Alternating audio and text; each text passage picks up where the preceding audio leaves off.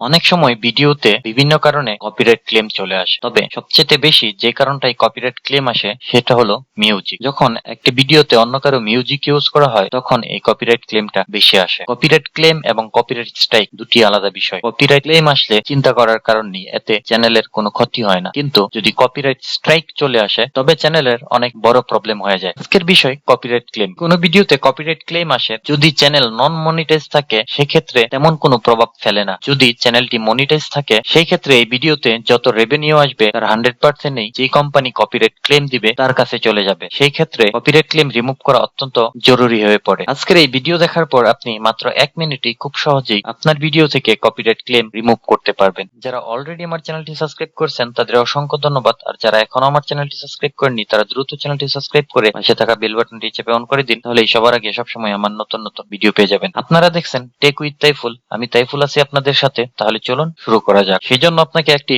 Browser নিতে হবে। Browser নিয়ে চলে যেতে হবে ইউটিউবে। ইউটিউবে আসার পর ইউটিউবের যে লোগোটি রয়েছে সেই লোগোর উপর ক্লিক করে চলে যেতে হবে ইউটিউব স্টুডিওতে। ইউটিউব স্টুডিওতে আসার পর চোখে পড়বে কপিরাইট ক্লেমের নোটিফিকেশন। আর যদি কোনো কারণে এই নোটিফিকেশনটা এখানে শো না করে, যদি আপনি এটাকে রিমুভ বা ডিসমিস করে দেন, সেই ক্ষেত্রে চলে যেতে হবে কন্টেইনে। কন্টেইনে আসার পর আপনার যে ভিডিওতে কপিরাইট ক্লেম এসেছে চলে যেতে হবে সেই ভিডিওটিতে। সেই ভিডিওতে আসার পর দেখবেন লেখা রয়েছে কপিরাইট ক্লেম। কপিরাইট ক্লেমের উপর মাউস নিলেই লেখা আসবে সি ডিটেল। ক্লিক করতে হবে সি ডিটেলস এ। এখানে লেখা রয়েছে চ্যানেল ইমপ্যাক্ট নো এফেক্টেড, মানে কপিরাইট ক্লেমের জন্য চ্যানেলে কোনো এফেক্ট পড়ে না বা কোনো ক্ষতি হয় না। ভিডিওটি এখনই পাবলিকই রয়েছে, শুধু মনিটাইজ অপশনটাই এলিজিবল হয়ে গেছে। তার একটু নিচে যদি আসি তাহলে দেখিয়ে দিবে এই ভিডিওর কত সেকেন্ড থেকে কত মিনিট পর্যন্ত কপিরাইট ক্লেম রয়েছে। এই ভিডিওতে 7 সেকেন্ড থেকে 2.5 মিনিট পর্যন্ত কপিরাইট ক্লেম রয়েছে একটি মিউজিক ইউজ করার জন্য। এই মিউজিকের কোম্পানির নামটিও উপরে দেওয়া রয়েছে। তো এভাবে আপনি এখানে সব ইনফরমেশন পেয়ে যাবেন। কপিরাইট ক্লেম রিমুভ করার জন্য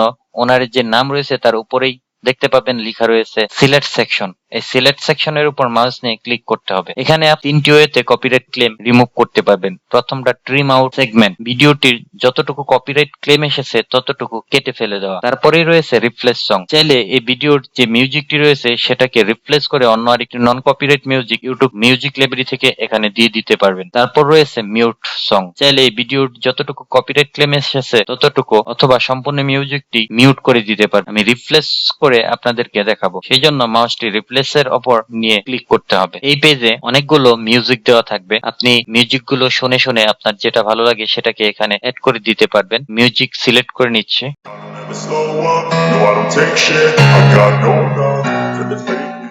আমি ফ্রি মিউজিক থেকে এই মিউজিকটি ভিডিওতে অ্যাড করে দিব, সেই জন্য মিউজিকের উপর মাউস আনলেই অ্যাড লেখা রয়েছে, সেই অ্যাড এর উপর মাউসটি নিয়ে ক্লিক করে দিতে হবে। মিউজিকটি বসে যাবে। আপনি যদি এই মিউজিকটি আপনার ভিডিওতে আরো বেশি অংশ দিতে চান সেই ক্ষেত্রে মাউসটি মিউজিকের শেষ মাথায় নিলেই তীর মার্কের মতো হয়ে যাবে। তারপর মাউসটি চেপে ধরে টেনে নিলেই মিউজিকটি বড় হয়ে যাবে। মিউজিকটি সেট করা শেষ হলে উপরে যে সেভ লেখা রয়েছে সেভের উপর মাউসটি নিয়ে একটি ক্লিক করতে হবে। আবার একটি সেভ অপশন আসবে, সেভ অপশনের উপর মাউসটি নিয়ে সেভে ক্লিক করে দিতে হবে। মিউজিকটি রিপ্লেস হতে একটু টাইম নিবে, যতক্ষণ না এই মিউজিকটি রিপ্লেস হয়ে যায় ততক্ষণ পর্যন্ত এভাবে রেখে দিবেন। ফ্রেন্ডস, দেখতেই পাচ্ছেন আমার কপিরাইট ক্লেম রিমুভ হয়ে গিয়েছে।